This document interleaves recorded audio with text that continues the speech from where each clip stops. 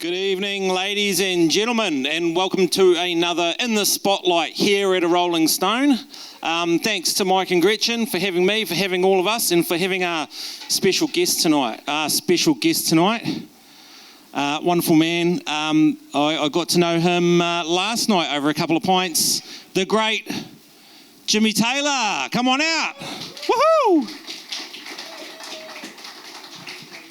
Have a seat, sir.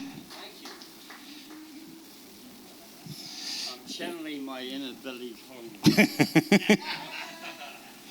And he's perfectly matched for the chairs. I think he wanted to take one of the chairs home, Mike and Gretchen, just so keep an eye out.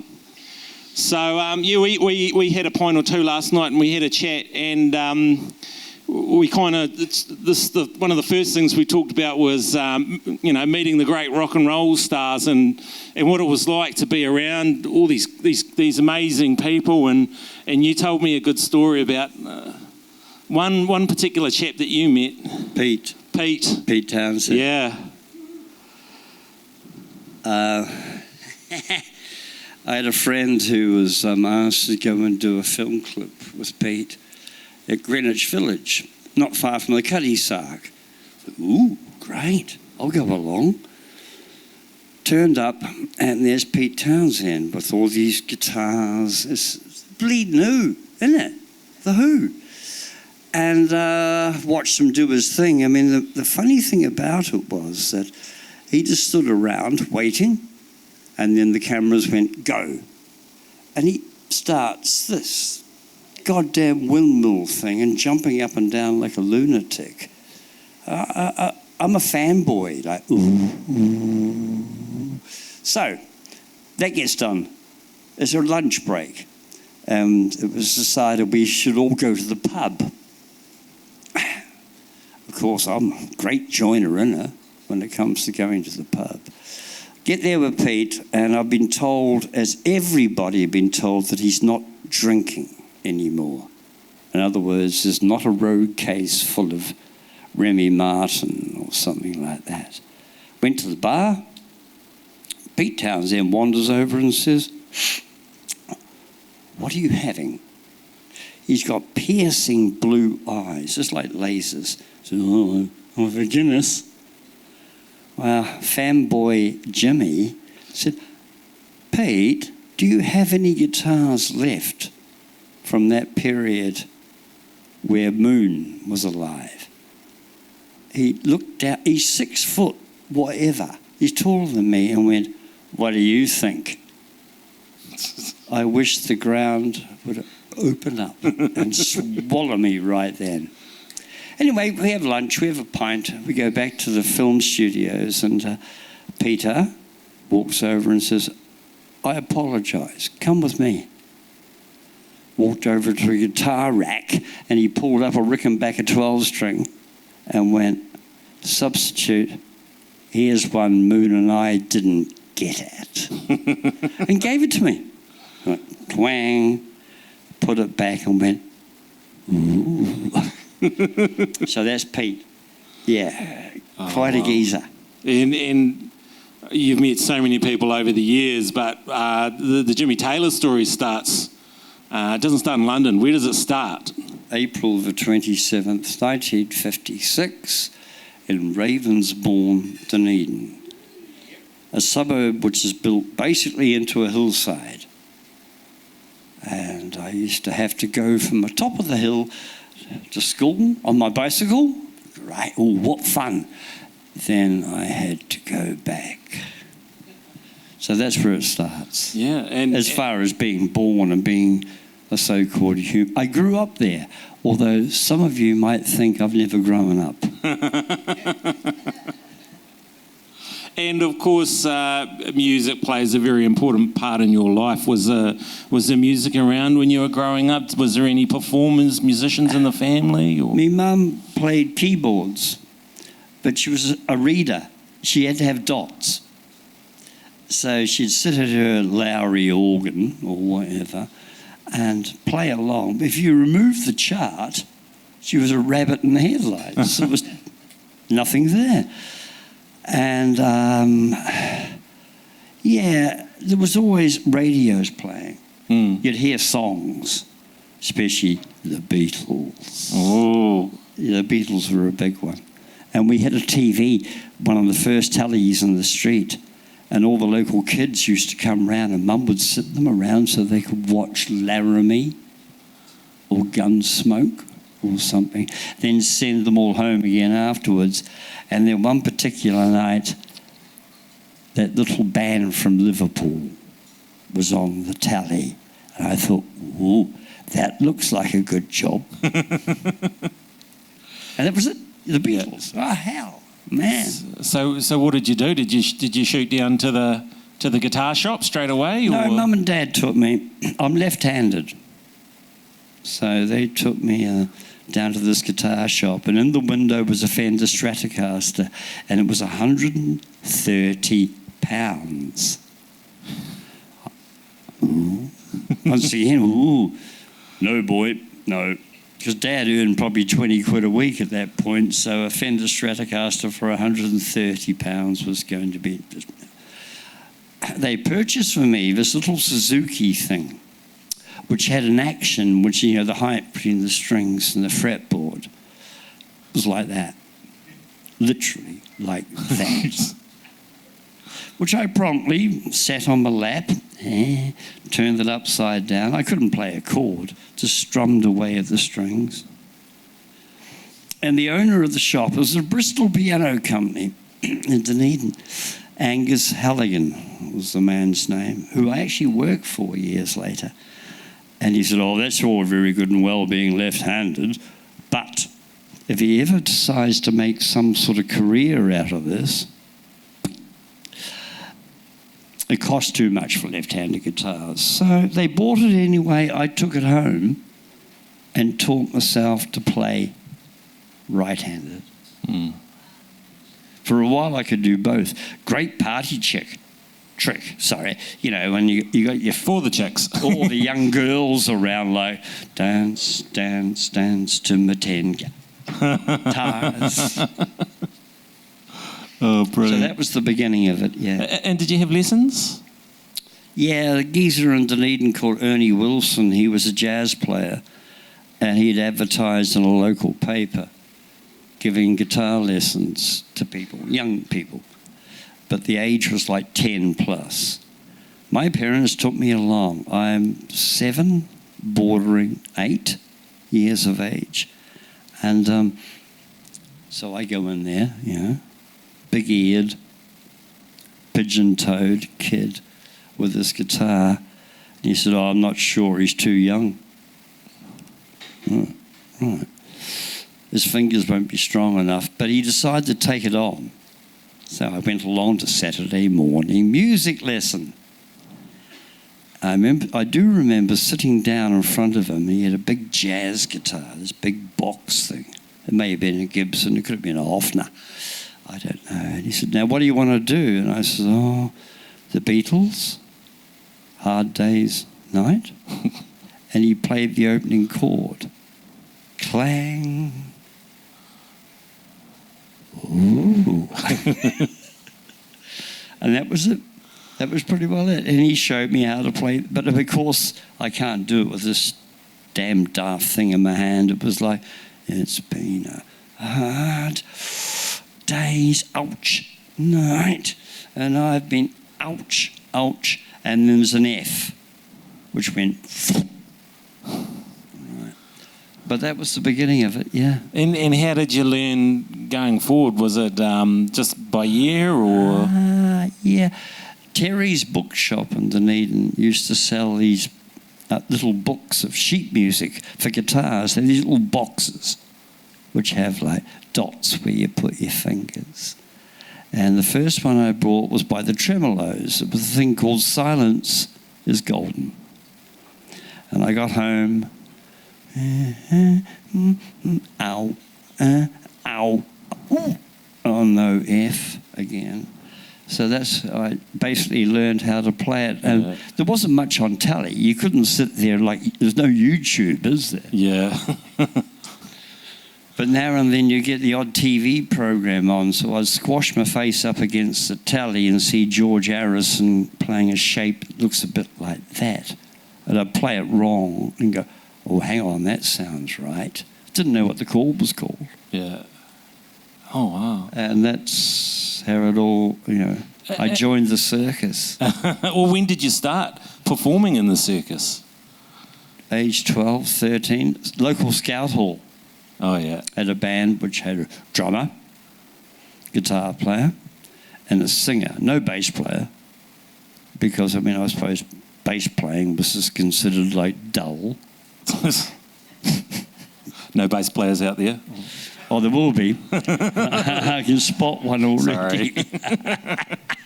Also, there was no one around who could afford a bass. Oh, were they a bit more expensive? Oh, guitars, cheap shit guitar, put a pickup in it, but a bass, that's professional. That is. Yeah. So that's where it started. Scout halls, kids' dances at Ravensbourne School, trying to impress girls by playing Yesterday, all my troubles, etc. Yeah. And just with mates, or were you? Yeah. School friends. Oh, cool. And there was always another school friend who knew a bit more. Oh, yeah. And especially the one who said, have you heard of this guy called Jimi Hendrix? Yeah, right. Jimi Hendrix? No, I haven't. And he'd go back to his place, he'd have a vinyl record of The Wind Cries Mary or Purple Haze, and I'd be sitting there with my guitar going, hey, Joe, now, how do you... C, G, D, A. No, play it up here, mate. So it was a lot of friends and a lot of older guys. Oh, yeah. They're only 2 years older, but to me it was a massive gulf. Yeah. I'm 12, they're 16. Yeah. Yeah, they're big boys. Yeah. And when did you graduate to the pub scene? Were you 13 or 14, or were you? No, it was about 73, 1973. So 1956, 66. Yeah, about 73. It was at places like the Captain Cook Tavern in Dunedin, the Gardens Tavern. Yeah, around then. Yeah. The pub scene. I was probably just a little bit underaged. So, of course, you get the flying squad would turn up, the police, to go and check for the underages. All the girls would go flying into the loo, where they didn't put a female police officer outside the door. So when they came out, so I flew into the girls' toilet too. Well, apart from the company, they would take no notice, like, oh, all right, mate, you're fine. And all these dear teenage girls are being, they're getting nicked. Yeah. For drinking what? Bourbon and Coke or whatever. Oh, dear. And the was one of the other pubs I've seen your name mentioned, the Shoreline, yeah. Is that still there? Is that? No, it's a hole in the ground now. It was called the Sheraton.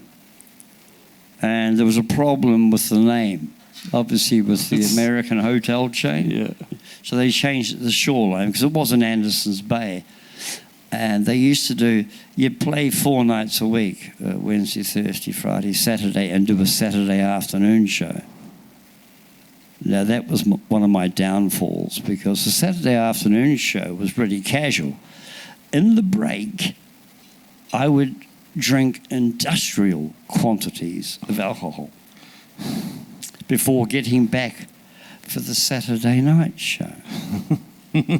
Honestly, yeah.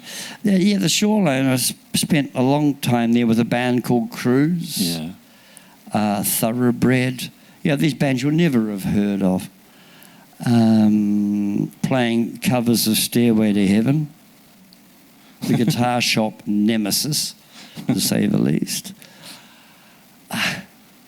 Yeah, it's a long time ago. Yeah. You're asking me to recall things that, hell. But you remember that some of the names of the bands and some of the guys that you performed with? And, well, some of them I still play with. Yeah. A bass player called Robin Murphy, who's this little Irishman He was much bigger then, but now that he's over 60, he's diminished in stature. In fact, I was on the road with him many years ago. We were in some, like, Dog's Ass, Arizona, but it wasn't Arizona. It was somewhere in the North Island. And the bar manager did not want to pay us. Now, Robin used to be a boxer. He had a lightning fast right hand. But he also wore glasses like bottles. Blind as a bleeding bat. A blind Irishman with a lethal right hand. Anyway, at the end of the night, this barman, no, I'm not paying you guys. No. Robin says, well, we should discuss this in the car park. So the two of them go out, the drummer and I'm a coward. I'm not going to get involved in being beaten to a pulp if I can avoid it. Robin goes out there and looks at him. He says, we want our money. No, not paying you. So Murphy takes his glasses off and puts them in his pocket. I dare say this bar manager thought, well, now he's really at a disadvantage. Murph had eyed him up distance-wise and literally went like a wasp. Hit him. The guy was on the floor screaming for his bleeding mother. Bang. Well, we got paid. Put it that way. We did. So Dunedin, did it get too small for you? Why did you move away from Dunedin? Actually, I don't think I'd have left. It was always the prompting of other people. Oh, okay. I was quite happy doing my thing at the Captain Cook and stumbling down the stairs and being hospitalised for drinking too much tequila and shit like that. Australia, Australia came about because I met a bass player here in Christchurch called Rob Gray. Wonderful geezer. He's passed away now, unfortunately. And we disappeared over to Melbourne to make our fortune. When was this, sort of mid-70s? Yeah, I guess so. And, excuse me, we'd been asked to join a band formed by this fellow called Peter Dixon. Peter was a member of a band called Mother Goose. Remember that? Out of Dunedin. And so off we went. And it didn't quite work out, but Rob and I stayed together for quite some time. Ended up in a band called Street Angel, got a deal with Polydor Records, publishing, everything else like that. Then I made one fatal mistake. The band had a female singer. Yeah, right. I ended up living with her. And when that relationship went pear-shaped, you can imagine what happened to the band. Yeah. I've made some silly choices over the years, and I'm sure I'll still make some. I'm only halfway through my damn career. Well, that's why I'm banking on another one of these in quite a few years' time. Yeah, I'm reckoning about 30. For a part two. Very good. I'll be 100. Very good. How's that? 30 more years of stories. I love it. Yeah. And so Australia was maybe a year or two there and then back to New Zealand, was it? Four years roughly, yeah. It was great fun playing those leagues clubs and supporting bands like Midnight Oil and Cold Chisel. I remember going to a party one night after a gig. It was some shitty pub we played in. And wandering around feeling like a fish out of water, and one Jimmy Barnes turns up. Now, Jimmy was drinking a lot back then. He had a bottle of vodka in that pocket and bourbon, I think, in the other. You want a drink? Ooh, righto. He just leant over. So the booze poured out of his pockets like, boom. As you can see, alcohol has played a part over the decades. But yeah, Australia was fun. I learned a lot. Yeah. I lost a lot, brain cells. Yeah. Okay. Next. And back to Christchurch after that, was it? No, or Dunedin? Back to Dunedin. Let me have a think about this. Yeah, back to Dunedin. Christchurch only came about really after I came back from London. So now we're going to move on a hell of a lot further. Yeah. So London then. What was the prompt for London? My girlfriend at the time. Okay. She was determined to go there. I thought, all right, then I'll go with you. Yeah. Literally, it was. Yeah. So I took one guitar, 2 pairs of jeans, and 6 T-shirts, basically. It wasn't Heathrow, it was Gatwick. And it was summer. And we had no money. And it was stinking hot. And we ended up staying with a friend in Croydon. Now, I thought Croydon was London. No, Croydon is the arse end of the earth. I got mugged one night. Here I am. I got down the road to a pub to see Dr. Feelgood. Brilliant, yeah. Getting home, stick my card into the Abbey National machine, and some little shit came up, gave me a dead leg, grabbed the cash and ran away. I mean, really? That's not on. Well, it was a hell of a time to give up your firearms license, isn't it? So, and was it easy to get into the band scene there? No. You had these magazines, ads, wanted a guitar player. No time wasters. No breadheads, meaning you don't want to make any money. So you get your guitar, you get on the tube, get on the bus, you end up in Greenwich or Dog's Ass, what's it called? Dogger Bank or whatever. And there was shoegazing people standing around going, I hate myself, I want to die. Really?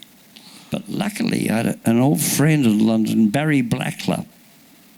He'd been in a band out of Dunedin with me called The Idols. Not to be confused with Idols. We're trying to sue them, but it's not going to work, is it? No. And he was already involved with Dave Stewart, Eurythmics, and a band called the Starlings. And he said, just come up to the studio and hang around. I thought, yeah, fine. And Dave Stewart came down the stairs one day and said, any guitar players here? Yep. So I played on a track he was working on, and through that met Chris Thomas, the record producer, and Jonathan Perkins. Now, Jonathan was somewhat of a character, unfortunately. He's no longer with us. But he had this gig planned at the Marquee in London and didn't have a guitarist. Once again, right home. So we did this show, and Chris Thomas again was there. I thought it was a one-off, that's it. Now, Chris, for a bit of background, one of his early gigs was co-producing the Beatles' White Album. Then he went on to do most of Procol Harum's, the Sex Pistols, Nevermind the Bollocks, and on and on and on and on. So Chris was there, and we got to talk, and he said, Perkins is off to the south of France. I thought, that sounds like fun. And he hasn't got a guitar player, and I got involved. Yeah. And the idea was to do some demos. Nothing more, just demos. But that turned into a band called Miss World, and the album was known as Miss World, and the lead single was a thing called The First Female Serial Killer. So we're in the south of France, and I was getting quite used to that sort of lifestyle. No responsibility, swimming pool. I don't swim, mind you, but you could sit around it.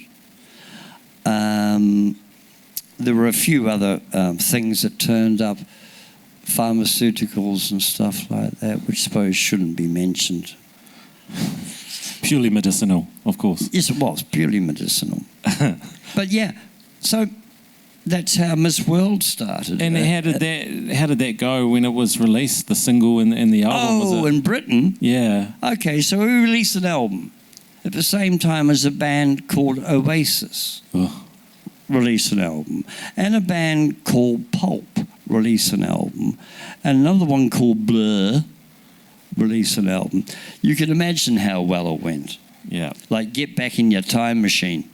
Oh dear.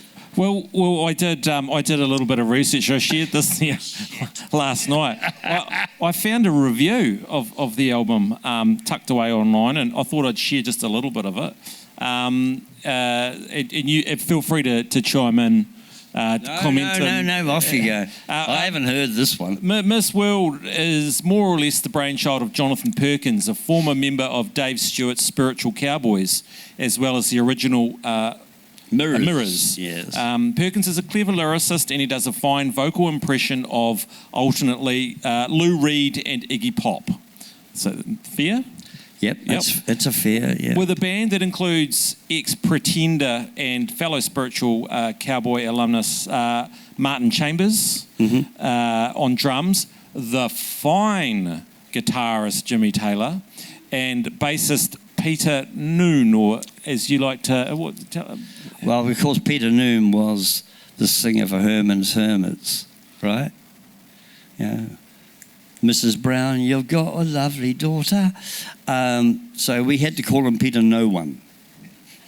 Put a hyphen in between. But yes. So bassist Peter No One, not the Hermit Keeper, Herman. The debut is an unexpected pleasure. That sounds like a couch. Although the approach is a bit mannered, that's what they said. What's that mean? Mannered. Like, not Oasis, I think. Miss World manages to sound fresh despite the members' veteran status. I was 40. Yeah. And I was the youngest member of the band. Apart from Peter No One, he was 38. Songs like The First Female Serial Killer and Watch That Man Weep leap out of the speakers with an urgency reminiscent of early Roxy music.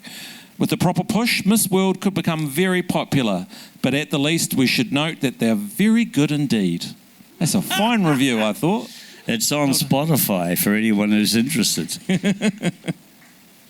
The band, it had its run.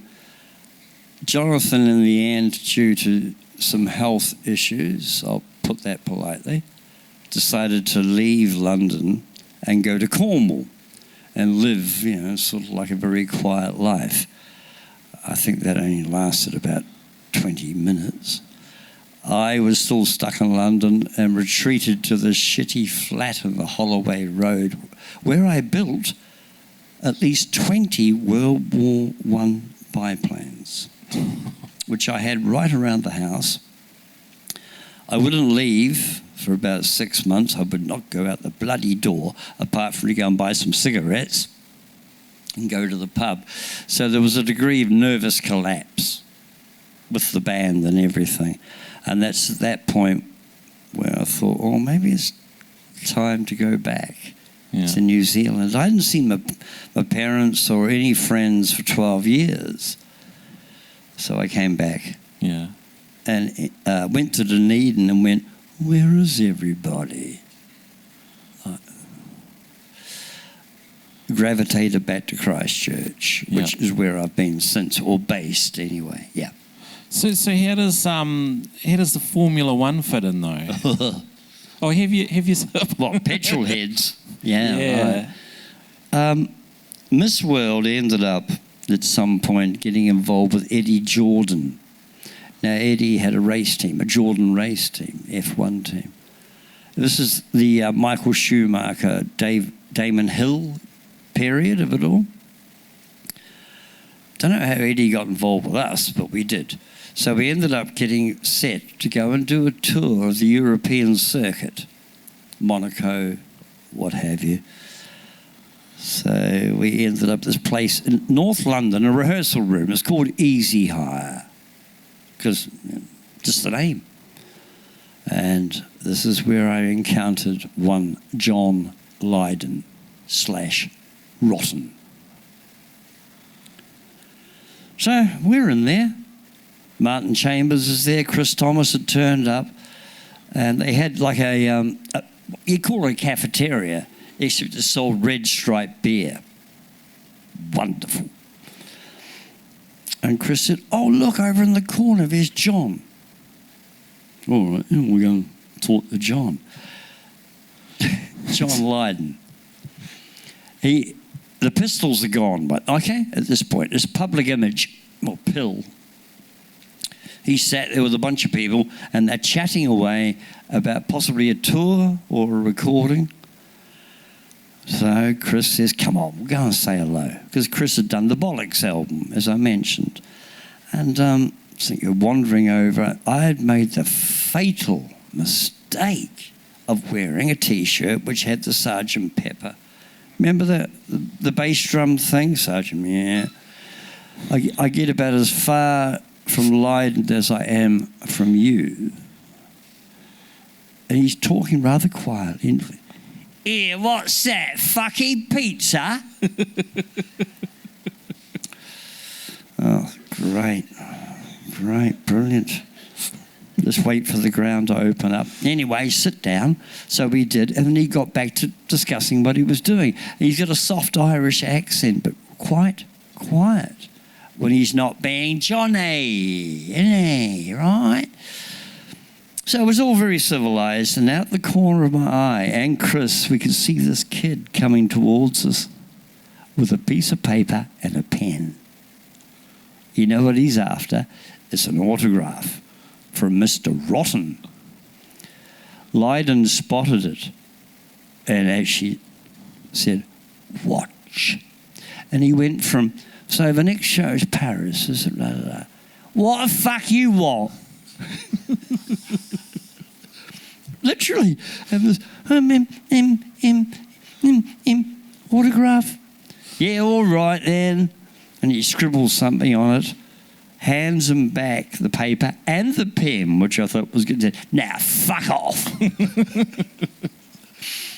So that was my encounter with Lydon. He wouldn't remember it. I do.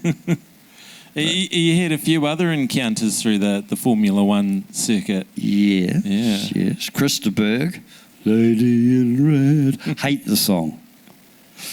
There was a fellow one night, we were finished at Silverstone, we'd done the after show. They used to do pit crew down pit lane after the race parties. And you get bands playing, right? And often they were made up of the crew, the pit crew, musicians, myself, different people. And one particular day we were playing, and the drummer was Nick Mason from the Floyd. All he wanted to play was boogie woogie, rock and roll. The bass player thought they should try Money. And he just looked at them like, piss off. Anyway, we did our thing, and the band said, thank you very much, good night, yeah, bye-bye. I walked off stage, and there was a gentleman in the corner with one of those bucket hats, like a green one, and an old parka, grey beard, black jeans, sneakers, nothing. I walked past him and went, I really enjoyed that. My name's George. And put out his hand. I shook it. Oh, thanks, George. Walked off. Eddie Jordan came flying up to me and went, that's George Harrison, you twat. I spun round, but he'd gone. He was off. He was gone like... But we'd also played a particularly shitty version of While My Guitar Gently Weeps during the set. It was George Harrison, yeah. But he wasn't Beatle George anymore, grey beard and everything. He was Gardner George. Oh, I wish I got to chat to him, but what would I say? Have you got any guitars left from when you were in the Beatles? So you had this when you were with the Formula One and doing these parties and these shows, It was sort of a rotating group of musicians. Like I think you mentioned, was it? The pit lane things were, but later on we did, after I'd come back to this country, I was going to get married, Karen, and this is 2002. So we had planned to get married, and it was going to be Easter 2002. I get a phone call from London. Right, we're going back out on tour. We got the European circuit. Like, I can't bloody go and get married. Oh, when? Well, Sunday. And I'm meant to be playing on Monday. This isn't going to go well, is it? Hello, dear. I do. I'm gone. No. it's not going to work. They sent a wonderful big old bouquet of flowers. And then they said, oh, well, we'll pay for your wife to come too. Right. Yeah. And off we went. We're there for 6 months. And that was the European circuit. Yeah. I did a party for Lulu. Remember the singing, Boat That I Row? Yeah. Look, it was just, we were friends. It was stuff that happened. I don't care to dwell on it too much. Yeah. Yeah. But it was fun, a lot of fun. Yeah. And still meeting interesting people all the way along, and and playing in interesting places like some damn prison cell in fucking Berlin, or like a dungeon, or a weird ship hole, and literally in a ship on a Levi's promotional thing somewhere in France. The Cannes Film Festival. Oh, that went well. Not. The band were great, but management had hired in all this equipment. South of France, here we are, lovely. Our singer, Jonathan, God bless him, decided at the end of a night to do a Jerry Lee Lewis with the piano. And it was one of these things are called a CP70 or something. Johnny Lloyd will know exactly what they are. Portable Yamaha grand piano, semi-portable. So at the end of the gig, shake my nerves and you rattle my brain. He's playing it with his feet. He threw the damn thing off the stage. Trashed it. It's hired. Guess who's paying for that? The rest of us get back to London broke. Oh dear. So back to New Zealand after that period, and what were you up to? Back into Christchurch. We had a house in Dellington, which of course Mother Nature dealt to. Yeah. But in the interim, I played some gigs with a covers band called the Brothers Grimm. Also, had encountered a particularly fine lyricist and vocalist, Penny Kane. She's actually out there. I won't point her out because she's going to get annoyed. And we started writing songs. Putting together, there's been so many versions of the band. We've had Penny Black and the Broken Men, the Penny Blacks, We had a bass player for a while, an Englishman. What a twat he was. We seem to chew through bass players. We've got one now, Matthew, who's lurking over there. We're the laziest band in the world when it comes to playing live. It takes us forever. And I guess that's because everyone has their life to get on with. They're busy. I'm impatient. Yeah. I'm terrible. I've got a bright idea for a song, Pen. I'll send it to you. 10 minutes, no response. Fuck. 20 minutes, now I'm getting twitchy. A day, it's like, well, that's it. You're sacked. So when you're getting these song ideas together, is it lyrics and music? Or? Penny's a lyricist. Yeah. I couldn't write one line to save myself. Okay. I have these ideas for guitar parts and little guitar hook lines. I might have a phrase of about 6 or 7 words. Then I shoot them off to Pen and go, sort that out. And she invariably does. Oh, brilliant. And have you not heard the album? Well, you told me last night to check it out. Love, Loss and Lunacy, which pretty well sums up the situation. I thought, what was it? I thought it was Life, Lies and Libations. Well, that's me. That's going to be the name of tonight's show, maybe. It's going to be on my gravestone.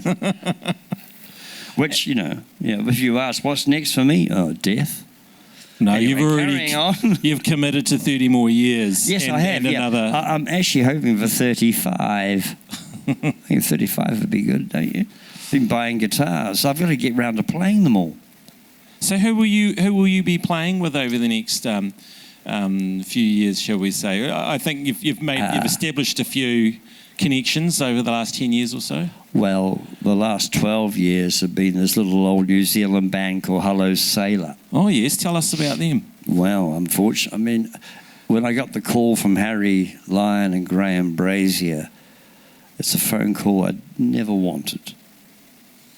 Because if Dave McCartney hadn't passed away, they wouldn't have called me, would they? So Dave died 2013. So they did a couple of shows with Harry Lyon's son, Johnny. He's particularly good looking in his 20s. Right, fine, great. But Harry rang and said, nah, he's too good looking. We need someone who's showing a few battle scars. Righto then, that's me. He said, now look, this will be around about October, November of 2014. He said, the next show is the Bear Fest in Christchurch, January, February 2015. And I thought, I've got tons of time. Yeah, lying in the gutter. Got myself a blue lady. Yeah, righto. A week later, I get a call and say, oh, there's a hiccup. We've got a gig coming up next week and Johnny can't do it. You're it. Oh, right. Fly to Auckland to rehearse with them. And Graham Brazier, God bless him, could either be the nicest person you've ever met or a total nightmare. Really, he could be. So rehearsals, here we are. Blue Lady, fine. Lion in the Sand, that's Harry's thing anyway, great. Everything's wonderful. And the subject of Gutter Black was brought up. And they hadn't played it, of course, since Dave died, because Dave wrote it and he sang it. Thought we'll give it a whirl. Well, I was stupid enough to step up and try and sing the vocal. Lying in the gutter. And Graham just stormed out of the room. Ooh. Not going to plan then, is it, boys? So I went after him. And I said, you okay? I said, I'm sorry, maybe it's, I shouldn't be. He said, no. He said, we haven't played it for so long. The hole in his heart. Over Dave's passing. Sorry. Anyway, we got back into it and we rehearsed. And we're all set to go. And we did the gig. And then we were gearing up to do the 40th Sailor anniversary tour with Eddie Rayner, amongst others, Jordan Luck, all the usual suspects. And Graham says, I'm not fit for this. I've got to get fit. I'm going to play sex again. I'm going to stop drinking. Okay. I'm going to stop taking stuff. And he did. He went cold turkey. He went to Russell. He tried to go fly fishing. Apparently all he caught was his hair. Then he had a heart attack. Gone. So, well, holy shit. I'm going to get a T-shirt that says, I joined Hello Sailor and lived. That's flippant, I know.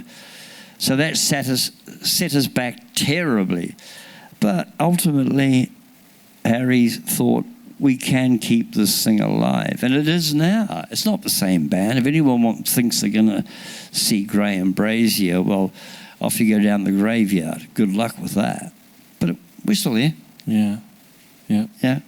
And we did lose Stuart Pearce, who I'd worked with a couple of times.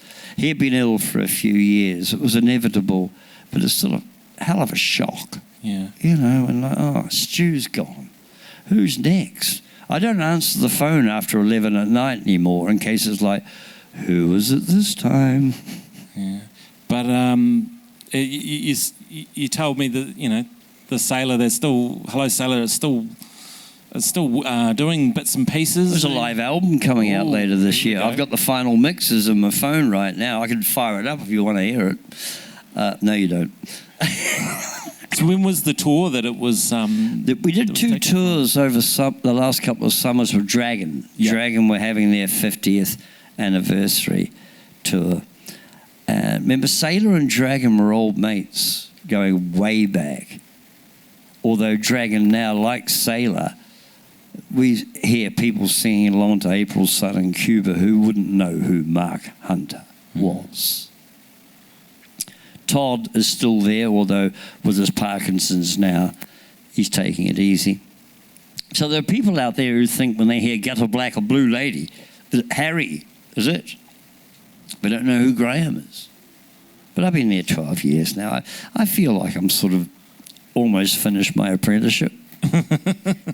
And any other groups? I've seen your name mentioned with a few other, probably more local outfits as well too. Oh, well, I did a thing not long ago with Mr. Adam Hathaway.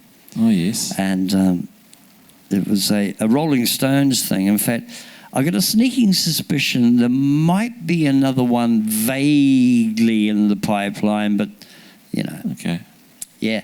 And playing with the likes of Adam and ending up at Commoners on a Wednesday night, and you meet all these other people, has kept me sort of like, oh, hell, on my toes. Yeah. I can't get too jaded and pissed off about shit. You know.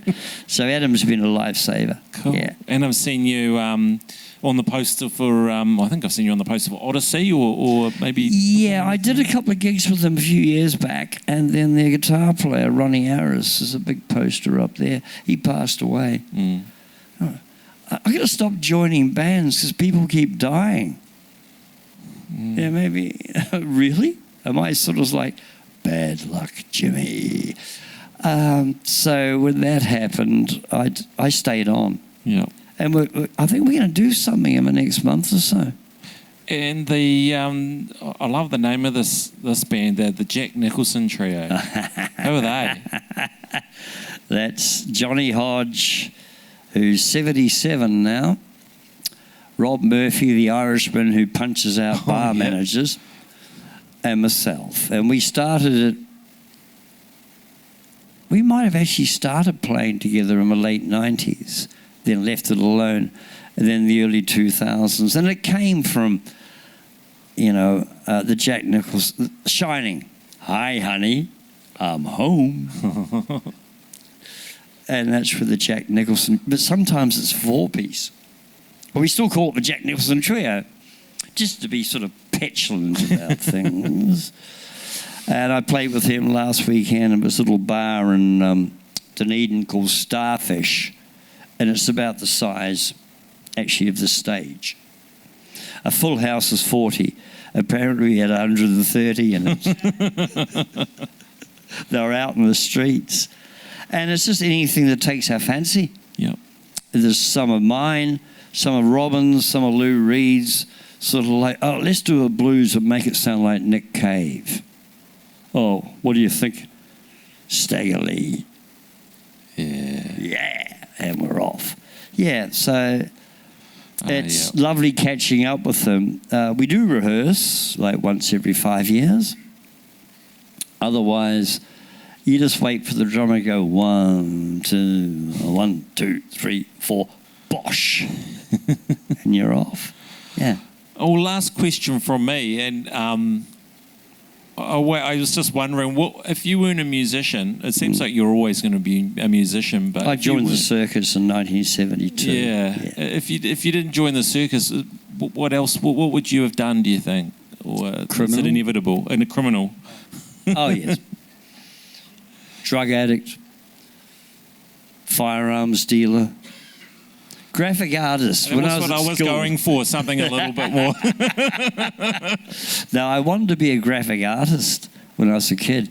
I don't know what I was going to do. I used to draw, you remember those posters, the psychedelic ones of Jimi Hendrix that are black and red and all?